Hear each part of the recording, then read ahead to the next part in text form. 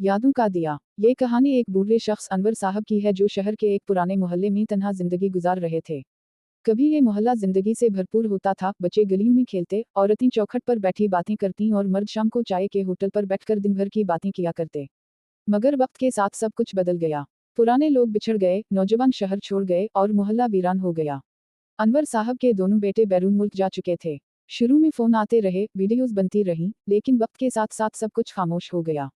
अब ना कोई खत आता, ना कोई कॉल। अनवर साहब रोज सुबह उठते, आहिस्ता आहिस्ता दरवाजा खोलते और डाकिये का इंतजार करते। मगर अब डाकिया भी उन गलियों में नहीं आता था। मोहल्ले में सिर्फ चंद बूढ़े रह गए थे। अनवर साहब का दिल अक्सर पुरानी यादों में उलझ जाता। वो घर के एक कमरे को यादों का कमरा कहते थे। वहाँ उनके बेटों की तस्वीरें, पुरानी डायरियाँ और बच्चों के खिलौने रखे थे। वो रोज इस कमरे में जाते, तस्वीरें देखते और आहिस्ता से कहते, बेटा कब आओगे। एक दिन अनवर साहब मोहल्ले की दुकान से सब्जी लेने जा रहे थे कि रास्ते में एक छोटा बच्चा जमीन पर बैठा रो रहा था। अनवर साहब ने फौरन इसके पास जाकर पूछा, बेटा क्या हवा। बच्चा हिचकियां लेते हुए बोला, अम्मी नजर नहीं आ रही, मैं इनसे बिछड़ गया हूँ। अनवर साहब ने बच्चे का हाथ थामा और उसे तसल्ली दी। इन्होंने इर्द गिर्द देखा, किसी को आवाजें दी और थोड़ी देर बाद बच्चे की मुंह भागती हुई आई। वो बेटे को गले लगाकर बार बार अनवर साहब का शुक्रिया अदा करने लगी। इस वाकये ने अनवर साहब के दिल में एक नई चिंगारी पैदा की। अगले दिन अनवर साहब ने मोहल्ले में छोटे बच्चों को बुलाकर कहानियां सुनानी शुरू की। कभी जंगल की कहानी, कभी दोस्ती की, कभी कुर्बानी की। बच्चे भी आहिस्ता आहिस्ता उनके घर जुमा होने लगे। हर शाम उनका आंगन बच्चों की आवाजों से गूंजने लगा। वो अब हर बच्चे के लिए नाना अब्बू बन चुके थे। एक दिन बच्चों ने उनसे पूछा, नाना अब्बू आपके बच्चे कहाँ हैं। ये सवाल सुनकर अनवर साहब की आंखों में नमी आ गई।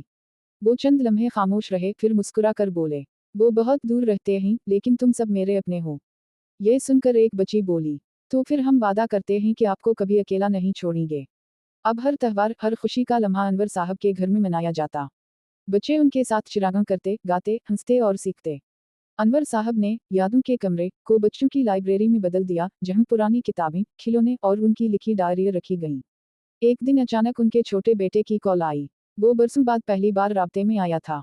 इसने कहा, अब्बू हम वापस आ रहे हैं, हमेशा के लिए। अनवर साहब की आंखों से बेइख्तियार आंसू बहने लगे। इन्होंने कहा, बेटा तुम्हारी जगह तो अब भी खाली नहीं, लेकिन यहाँ बहुत से बच्चे हैं जो तुम जैसे ही प्यारे हैं। कुछ हफ्तों बाद इनके बेटे और बहू शहर वापस आ गए। जब वो घर पहुंचे तो हैरान रह गए। वो पुराना वीरान घर अब रोशनी से जगमगा रहा था, बच्चों की हंसी से गूंज रहा था और अनवर साहब के चेहरे पर एक इत्मीनान था जो बरसों बाद लूटा था। बेटे ने उनसे माजरत की, अब्बू हमने वक्त जाया कर दिया, मुआफ कर दीजिए।